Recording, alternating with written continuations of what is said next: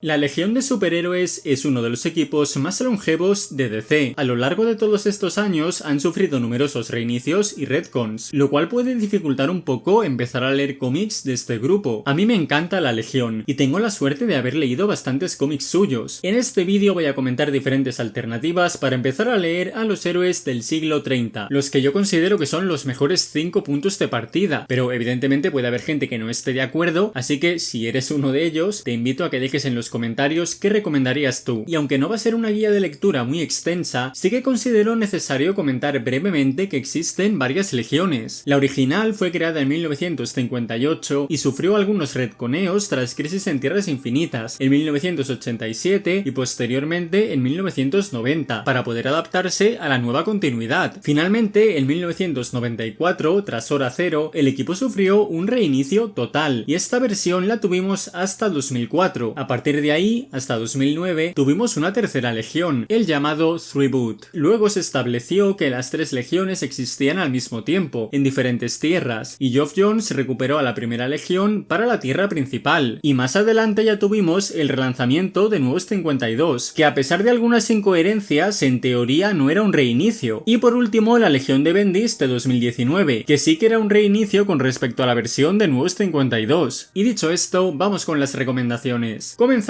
con las primeras historias de la Edad de Plata. Sé que los cómics de esta época no son para todo el mundo, y sé que recomendar esto puede parecer un poco meme, como si alguien recomendara empezar a leer Superman por Action Comics 1, pero realmente considero que estas primeras aventuras del equipo son interesantes y son divertidas. En el tomo que estoy enseñando vienen recopilados los números que os estoy dejando en pantalla, en ese orden. En Adventure Comics 247 tuvimos el debut del equipo y conocíamos a los tres fundadores, Cosmic Boy, Saturn Girl y Lightning Lad. En diversos títulos fuimos viendo poco a poco a más miembros y tras unos pocos años teniendo bastantes apariciones, a partir de Adventure Comics 300 pasaron a tener apariciones mensuales, hasta Adventure Comics 380. Luego pasaron a otros títulos pero siguieron apareciendo de forma mensual. Para las personas a las que les gusten las historias de esta época, creo que la Legión es altamente recomendable. Vamos viendo cómo se van construyendo los cimientos del equipo, cómo se van introduciendo conceptos y personajes. Podéis, por ejemplo, leer la primera aparición del equipo en Adventure Comics 247, leer la historia de Mon-El en Superboy 89 y los dos primeros crossovers con Supergirl, para ir haciéndoos una idea de qué es la Legión, y si os gusta podéis seguir con lo demás. La segunda opción es comenzar por la saga de la Gran Oscuridad, que es el comienzo de la etapa ochentera guionizada por Paul Levitz, seguramente la etapa más mítica de la Legión. Estuvo acompañado durante más o menos la mitad de la etapa por Keith Giffen, que no solo era dibujante, sino que también contribuía al argumento. Os recomiendo leer también los números previos al arco en sí, es decir, los números que vienen incluidos en esta edición, por ejemplo, que son los que os dejo en pantalla. En ellos se presentan algunas tramas que posteriormente se siguen desarrollando no solo en la saga de la Gran Oscuridad, sino también más adelante. Es un arco en el que algunos personajes se unen a la Legión, personajes que tienen un gran peso durante toda la etapa de Levitz, y como villano, pues como se puede ver en la portada, tenemos a Darkseid. Aunque al principio la historia a algunos les puede resultar un poco tediosa, en mi opinión luego se pone muy interesante y épica. Si os gusta la saga de la Gran Oscuridad, podéis seguir leyendo todo lo demás de esta extensa etapa, tanto lo que viene justo después, en el volumen 2 de la Legión, como también el volumen 3, que seguía la trama de la anterior. Y si os quedaréis con ganas de más, tras haber leído más de 100 números, podéis seguir luego con 5 años después, que es el comienzo del volumen 4. Eso sí, no recomiendo para nada empezar por el volumen 4 si no habéis leído nada de la Legión, ya que vais a estar muy perdidos en los primeros números al retomarse muchas tramas del volumen 3. Además de que es una etapa en la que por muchos momentos importa más el entorno, el escenario en el que transcurre la historia, y no tanto la Legión en sí, lo cual no es ni bueno ni malo, simplemente